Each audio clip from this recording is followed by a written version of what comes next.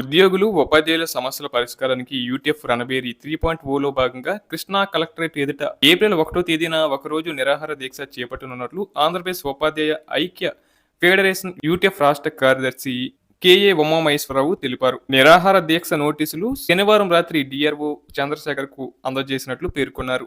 PRC, DA బకాయిలు, మేమో 57 అమలు వంటి ఆర్థిక సమస్యల పరిష్కారం కోసం ఈ కార్యక్రమం చేపట్టామని వివరించారు. 11వ పీఆర్సీ అమలు సమయంలో ఆర్థిక ప్రయోజనాలు సక్రమంగా అందక ఉద్యోగులు, ఉపాధ్యాయులు, పెన్షనర్లు తీవ్ర ఆర్థిక ఇబ్బందులు ఎదుర్కొంటున్నారని ఆందోళన వ్యక్తం చేశారు. కూటమి అధికారంలోకి వచ్చి 2 సంవత్సరాలు కావస్తున్నప్పటికీ సమస్యల పరిష్కారంలో పెద్దగా పురోగతి కనిపించడం లేదని ఆవేదన వ్యక్తం చేశారు.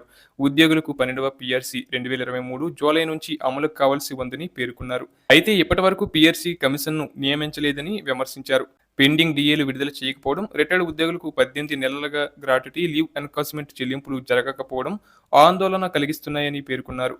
ప్రభుత్వ స్పందన లేకపోవడంతో ఫిబ్రవరి 17న విజయవాడలో భారీ ధర్నా నిర్వహించినట్లు తెలిపారు. అయినప్పటికీ ప్రభుత్వం స్పందించకపోవడంతో మరోసారి ఉద్యమానికి దిగుతున్నామని వెల్లడించారు. పీఆర్సీ కమిషన్ చైర్మన్ను వెంటనే నియమించి 29% బేసిక్ రివిజన్ ప్రకటించాలన్నారు.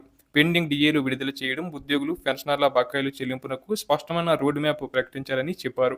కోవిడ్ సమయంలో మరణించిన పంచాయతీరాజ్ ఉద్యోగులు, ఉపాధ్యాయుల కుటుంబాలకు కారుణ్య నియామకాలు కల్పించాలని డిమాండ్ చేశారు. ఈ కార్యక్రమంలో జిల్లా అధ్యక్ష ప్రధాన కార్యదర్శులు ఎండి హుస్సేన్, కనకరావు, గౌరవ అధ్యక్షుడు లెనిన్ బాబు, జిల్లా కార్యదర్శి రంగనాథ్, జిల్లా కార్యవర్గ సభ్యులు సత్యనారాయణ, అర్జున్, సుబ్రహ్మణ్యం, పాపయ్య, నాగేంద్రం, అడపా శ్రీనివాస్ తదితర ముఖ్య నాయకులు పాల్గొన్నారు.